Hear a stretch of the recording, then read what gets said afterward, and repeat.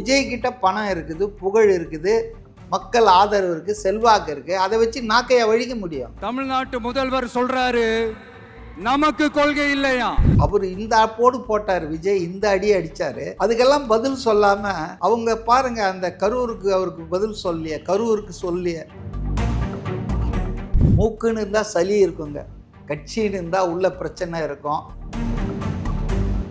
ஊழலை பற்றி யார் பேசினாலும் போத் டிஎம்கே அண்ட் ஏடிஎம்கே வாயை மூடிட்டு தான் இருப்பாங்க. இவங்க அவங்கள பற்றி பேச முடியாது, அவங்க இவங்கள பற்றி பேச. அதனால தான் இந்த புதுசாக வர்ற பிளேயர் அடிக்கிறார் ஓப்பனா. இவங்க கொள்கையே கொள்ளை தானே. பெரியார், அண்ணா, கலைஞர், ஸ்டாலின், உதயநிதி, இன்பநிதி, இதுதான் திராவிட மாடல். எங்க திமுக என்பதே அழிஞ்சிடுச்சுங்க. 1969 திமுக போய் இப்போ இருக்கிறது கருணாநிதி குடும்பத்தின் கையில் இருக்கக்கூடிய கட்சி. புரியுற மாதிரி பேசணும், ஊடகமா பேசணும். இங்க எத்தனை பேருக்கு தெரியும்?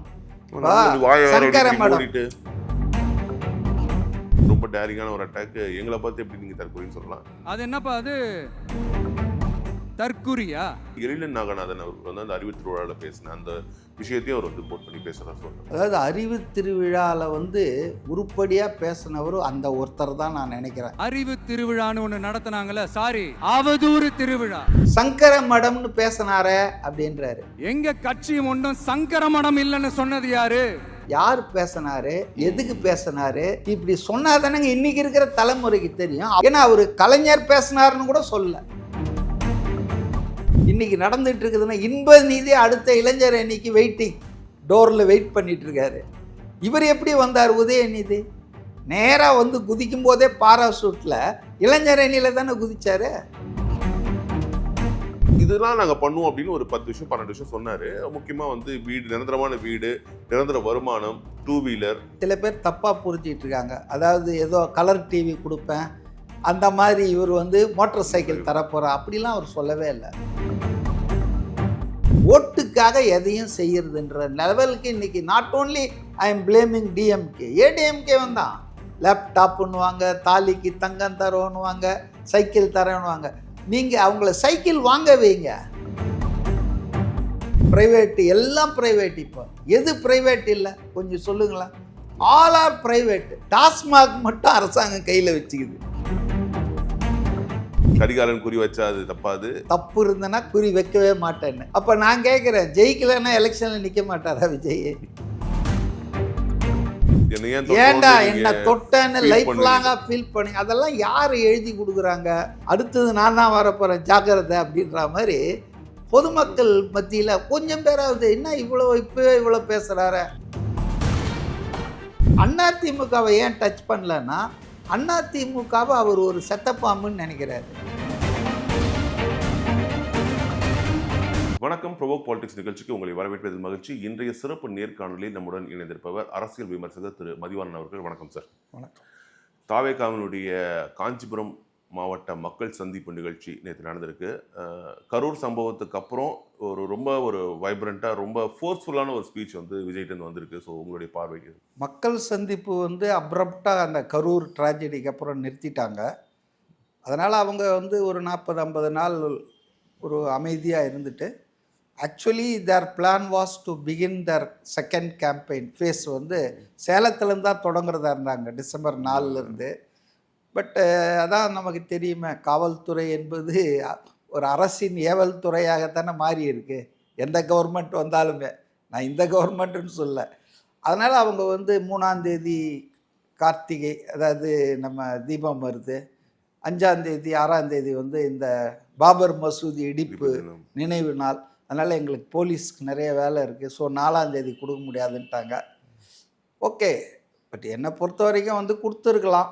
திருவண்ணாமலையில் தான் கார்த்திகை தீபத்துக்கு மக்கள், மற்ற இடங்கள்லாம் தமிழ்நாட்டில் வீட்டில் தீபம் ஏற்றுவாங்க, அவ்வளோதான். சேலத்துக்குள்ள என்ன போலீஸ் திருவண்ணாமலைக்கும் போவாங்க ரைட்டுங்க. போலீஸுக்கு என்ன வேலை அந்த அளவுக்கு அப்படின்றது எனக்கு தெரியல. ஏன்னா அன்னைக்கு கேட்கல, அவர் தீபத்தண்ணி கேட்கல, 4ஆம் தேதி தான் கேட்குறாரு. தீபம் அன்னைக்கு நைட்டோட முடிஞ்சு போயிடுங்க. இனியோ அவங்க விஷயத்தில் அவங்க இப்போ கரூருக்கு அப்புறம் எல்லாருமே ரொம்ப டபுள் கேர்ஃபுல்லாக இருக்காங்க, போலீஸாக இருந்தாலும் தாவேக்காவாக இருந்தாலும் எல்லாரும். ஸோ அது வந்து தள்ளி போயிடுச்சு. ஆனால் இப்போ புதுசாக ஒரு ரீசன் சொல்லியிருக்காங்க, 30 நாளைக்கு முன்னால் 4 வாரத்துக்கு முன்னாலே நீங்கள் அப்ளை பண்ணோன்றாங்க. இதெல்லாம் ரொம்ப அநியாயம்னு நினைக்கிறேன். அதாவது நம்ம கோர்ட்டில் இதெல்லாம் கண்டெஸ்ட் பண்ணுவாங்க தாவேக்கா, அது அவங்க பார்த்துக்கிட்டோம்.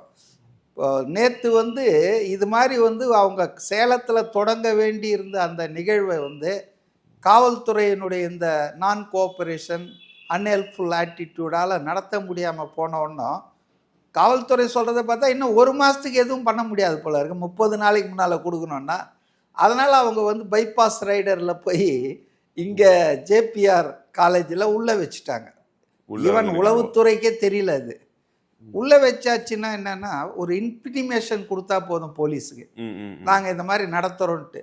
தே need no permission from police. இப்போ அதில் அவங்க வந்து ட்ரிப் பண்ணிட்டாங்க போலீஸுடைய அந்த நியூசன்ஸை. ஸோ அதனால் காஞ்சிபுரத்தில் வந்து அவங்க முதல்ல பிளான் கிடையாதுங்க, சேலம் தான் அவங்க plan. Because it was not happening. So அவங்க வந்து காஞ்சிபுரத்துக்கு வந்தாங்க.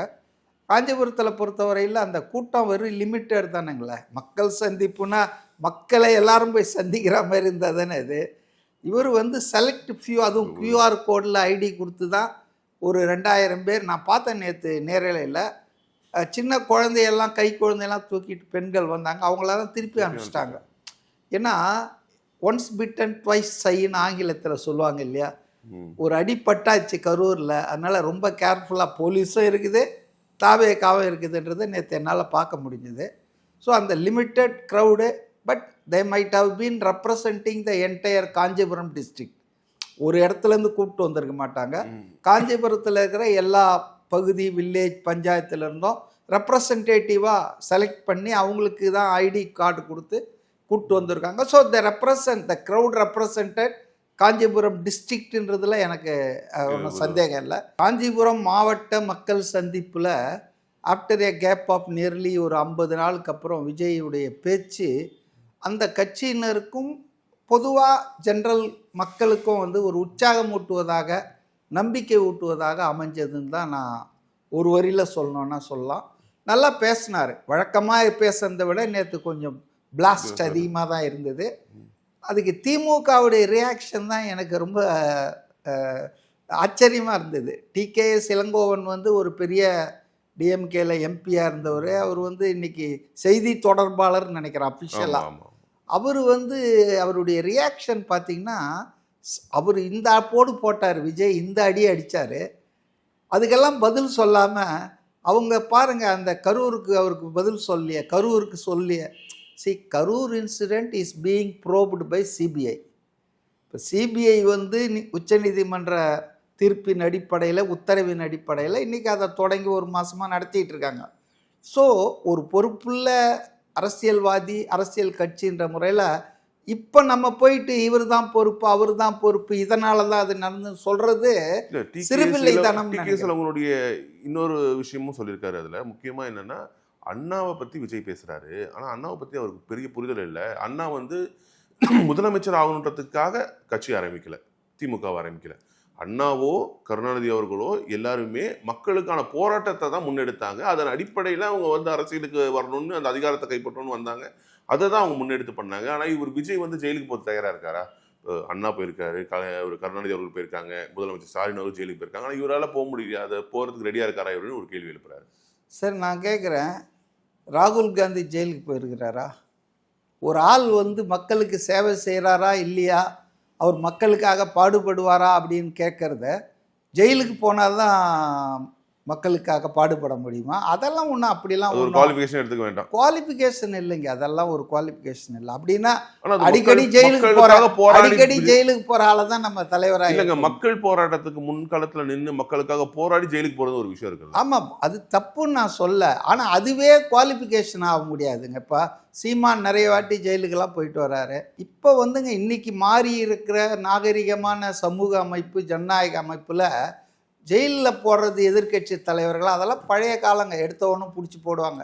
இப்போல்லாம் அரெஸ்ட் பண்ணால் கூட சாயந்தரம் கல்யாண மண்டபத்தில் உட்கார வச்சு டிஃபன்லாம் கொடுத்து சாயந்தரம் 5 மணிக்கு விட்டுடுறாங்க. இதனால் சிறைக்கு செல்வது அதெல்லாம் அந்த காலங்க, ஒரு காலம். இன்றைக்கி வந்து அதெல்லாம் ஒன்றும் பெரிய யோகியதை, அது ஒரு தகுதின்னு நான் நினைக்கல. ஆனால் நான் இளங்கோவனை பற்றி சொல்கிறேன். இப்போ அண்ணா என்பது அரசியல் கட்சி ஆரம்பிச்சது எதுக்கு ஆரம்பித்தார்? மக்களுக்கு சேவை பண்ணுறதுக்குன்னு சொல்கிறாங்க. அதுவும் ஒரு காரணம். ஆனால் உண்மையில் என்னென்னா, திராவிடர் கழகம் பெரியார் தலைமையில் அது சமூக அமைப்பாகவே இருக்குது. சமூகத்துக்காக சமூக நீதி, சமூக சிந்தனை இதில் போயிட்டு இருந்தாங்க. அவங்க வந்து இந்த தேர்தல் நடவடிக்கைகளில் கலந்துக்கல. பட் இவங்களுக்கு வந்து தேர்தலில் போட்டி போடணும், ஆட்சி அதிகாரத்தை கைப்பற்றணும், அதுதான் மெயின் டிஃப்ரென்ஸ் ஆஃப் ஒப்பீனியன் வந்தது. அதுக்கு நடுவில் மணியம்மை அவர் கல்யாணம் பண்ண உடனே அது ஒரு சாக்கு, நொண்டி குதிரைக்கு சறுக்குந்து சாக்குன்னு டக்குன்னு ராபின்சன் பூங்கால 1949 தீக்காலேருந்து வெளியே வந்து அண்ணாவும் வேறு சில தீக்காவினரும் வந்து திமுகன்னு ஆரம்பிச்சிட்டாங்க. ஸோ திமுக ஆரம்பிக்கப்பட்டது மக்களுக்கு சேவை பண்ணுறதுக்காகன்னு டிகேஎஸ் இளங்கோவன் வரலாற்றை திரித்து கூறக்கூடாது. அவங்களும் அரசு அதிகாரம், ஆட்சி அதிகாரத்தை பிடிக்கணும், அரசியலில் போய் சட்டமன்றத்தில் உட்காந்து மந்திரிகளானால் தான் அதிகாரத்தை பிடிச்சாதான் மக்களுக்கு செய்ய முடியும்னு அண்ணா நினைச்சாருன்னு சொல்லலாம். அதை தான் விஜய் நினைக்கிறாரு.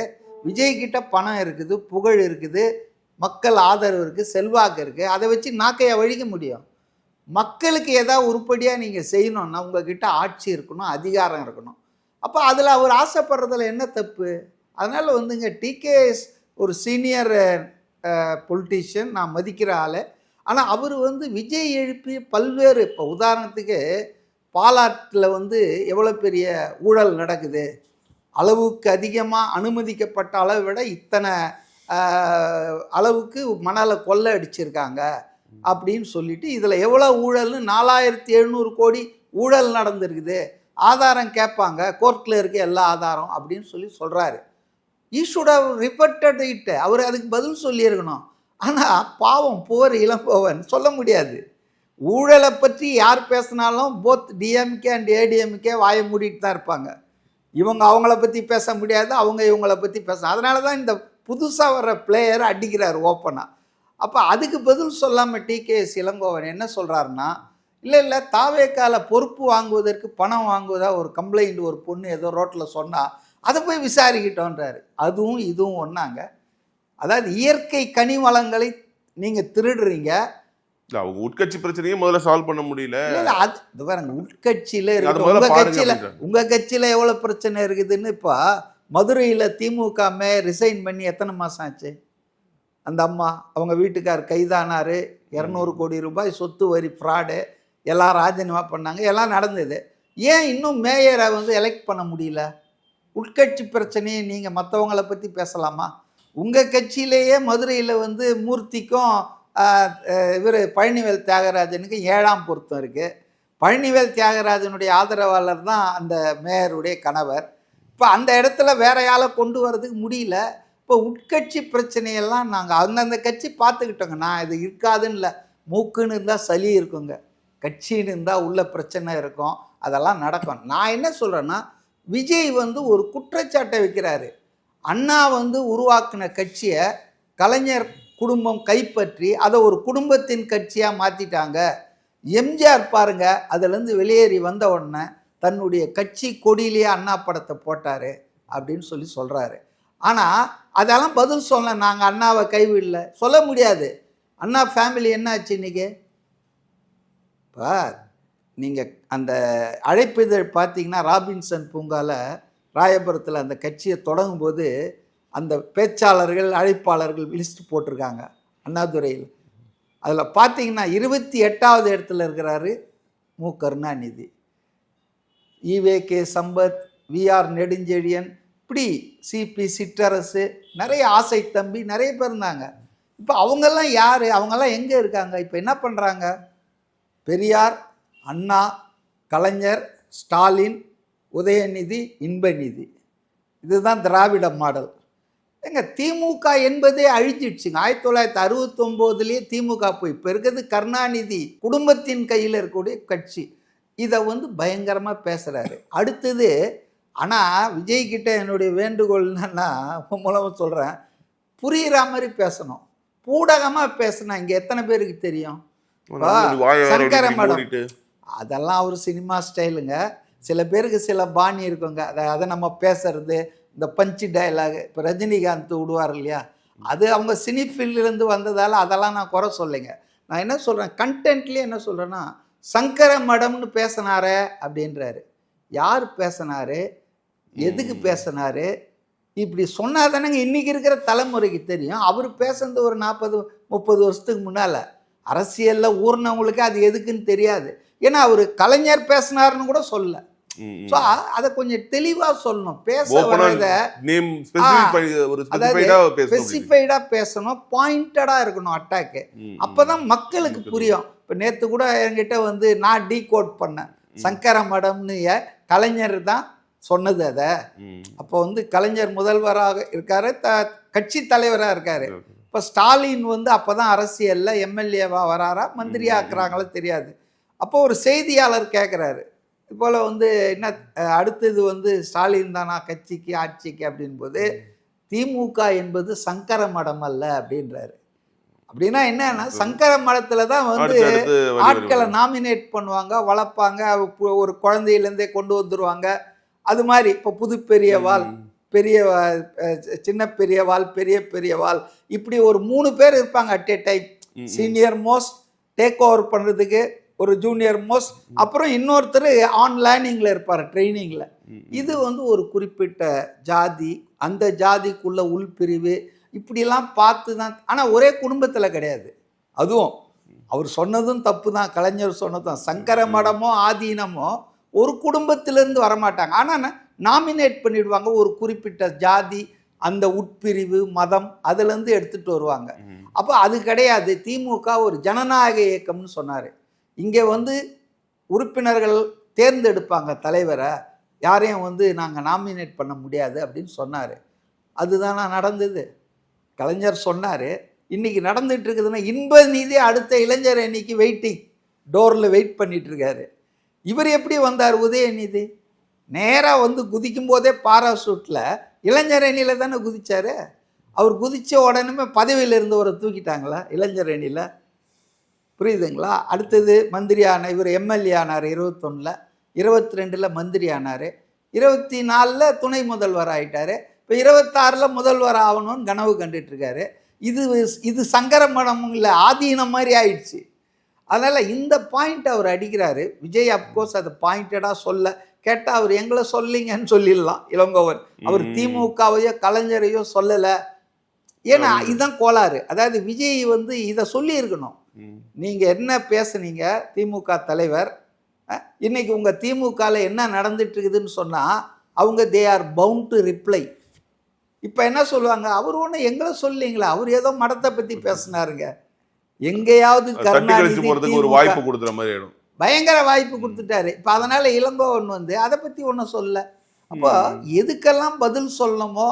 ஆனால் ஒன்று சொல்கிறாங்க, நாங்கள் தற்குறின்னு சொல்லலை. அதெல்லாம் கேட்க வந்தேன். விஜயோட ஸ்பீச்சில் ரொம்ப டேரிங்கான ஒரு அட்டாக்கு, எங்களை பார்த்து எப்படி நீங்கள் தற்குறின்னு சொல்லலாம், நீங்கள் தான் தற்குறி அப்படிங்கிறது. அதுக்கு இன்னொரு கோட் பண்ணுறது எழிலன் நாகநாதன் அவர்கள் வந்து அந்த அறிவு திருவிழாவில் பேசின அந்த விஷயத்தையும் அவர் வந்து கோட் பண்ணி பேசுகிறார். சொல்கிறார், அதாவது அறிவு திருவிழாவில் வந்து உருப்படியாக பேசினவர் அந்த ஒருத்தர் தான் நான் நினைக்கிறேன், என்னுடைய அப்சர்வேஷன்.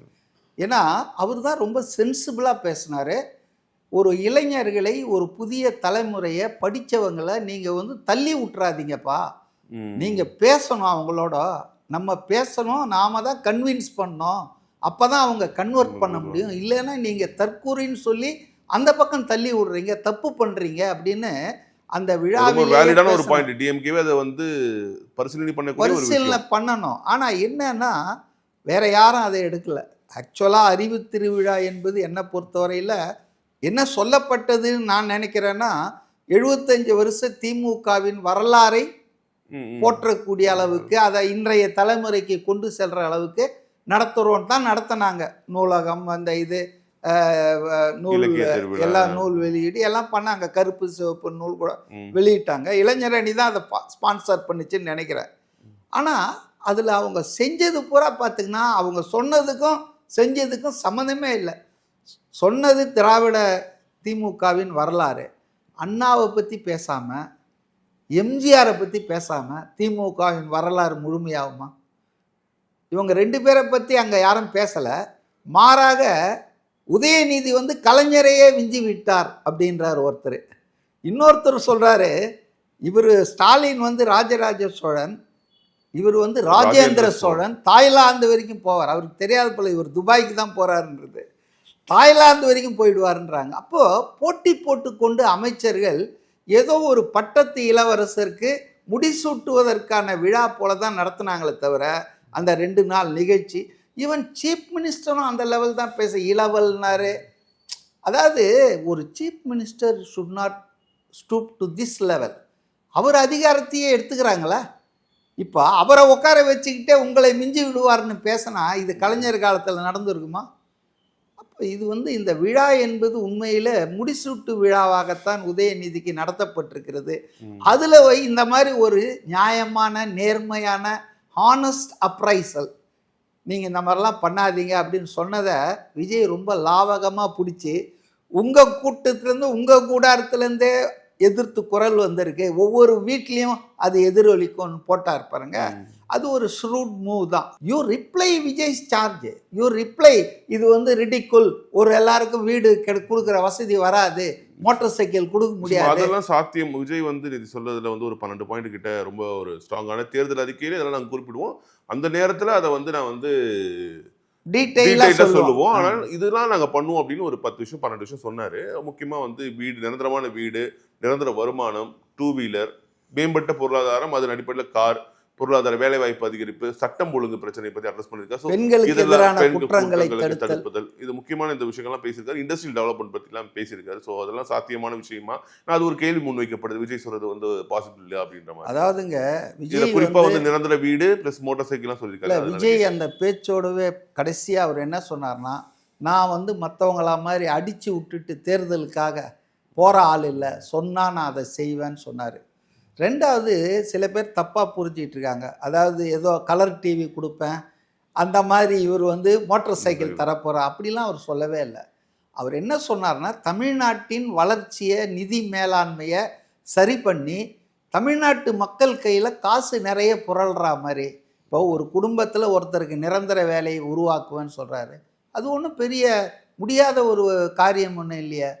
அதே போல் ஒருத்தரும் சொந்தமாக வீடு இருக்கணுன்றது எல்லார் கனவும் அதுதானே. உங்கள் கனவு, என் கனவு, எல்லாருக்குமே சொந்தமாக ஒரு வீடு இருக்கணும் அப்படின்றது தானே.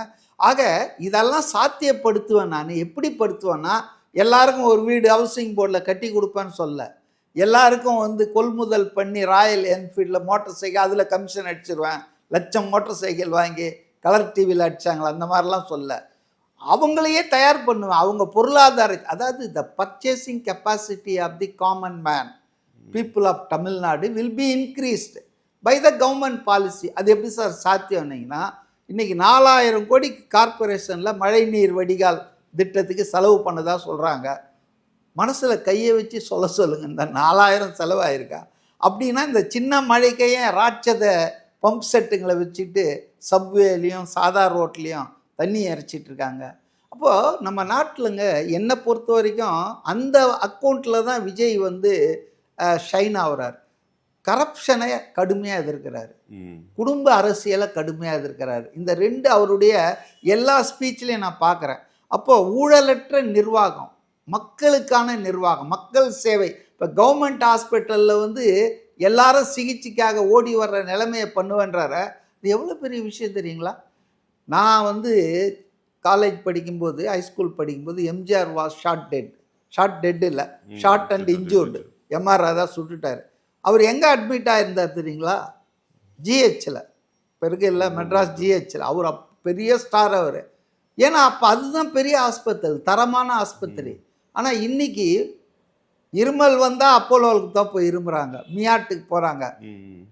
முதல்வர்கள், அமைச்சர்கள் முன்மாதிரியாக இருக்க வேண்டியவங்களை எல்லாரும் போயிட்டு ப்ரைவேட் ஹாஸ்பிட்டலில் தான் உட்கார்றாங்க.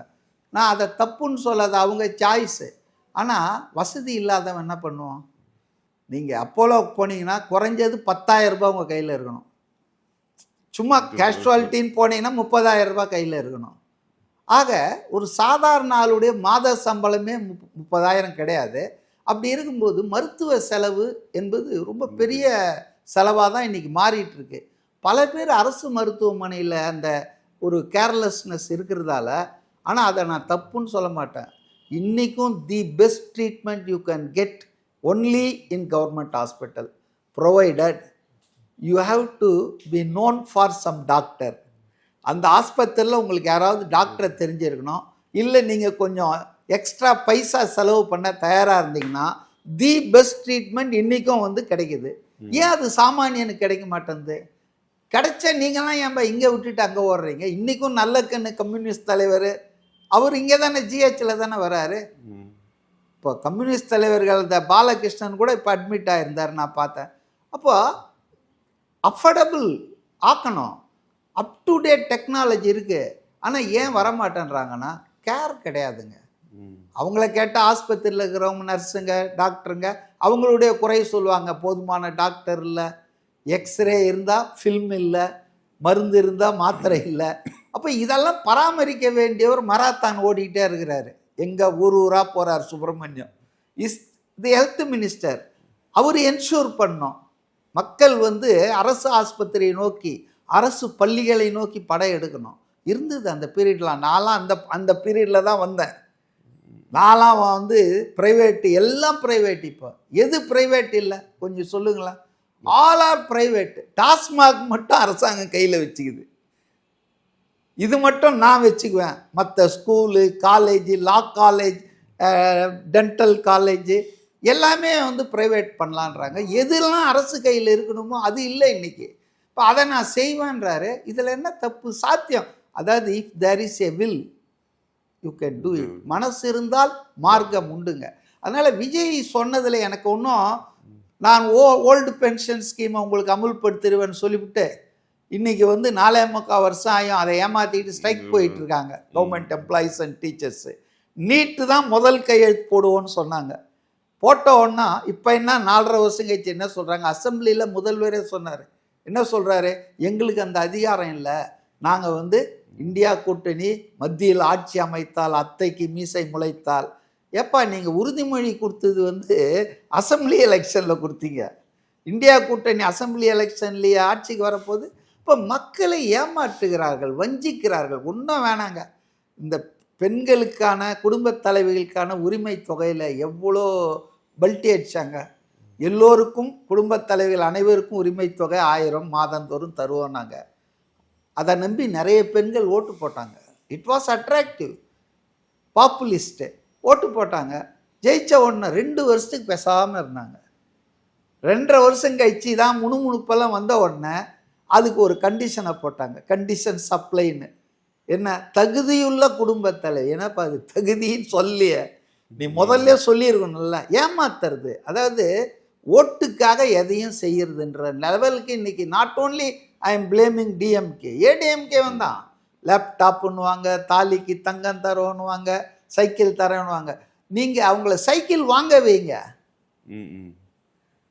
மாசேதுங்க சைனாவில் பெரிய தலைவர் சொல்லுவார், நீங்கள் மீன் கொடுக்காதீங்க, மீன் பிடிக்க அவனுக்கு கற்றுக் கொடுங்க, அவனுக்கு ஒரு வேலைக்கு கொடுங்க. அவன் ஏர்ன் பண்ணிட்டோம், அவன் ஏர்ன் பண்ணி அவன் போயிட்டு அவன் சாய்ஸில் போய் எதை ஒன்றா பண்ணிக்கிட்டோம், ஸ்கூலில் படிக்கிட்டோம், அவன் விரும்பின ட்ரெஸ்ஸை வாங்கி போட்டுக்கிட்டோம். நீங்கள் கொள்முதல் பண்ணுறேன்னு வேட்டி சட்டு பொங்கல் கொடுத்து அதில் ஒரு 100 கோடி அடிக்காதீங்க. அப்போ you make the man to earn. அந்த பொருளாதார வளர்ச்சியை தான் மைண்டில் வச்சு தான் விஜய் வந்து சொல்லியிருக்கார ஒழிய எல்லோருக்கும் வீடு, எல்லோருக்கும் கார், எல்லோருக்கும் மோட்டார் சைக்கிள்னு சொன்னதா யாராவது நினச்சிக்கிட்டாங்கன்னா அது தப்புன்னு நான் நினைக்கிறேன்.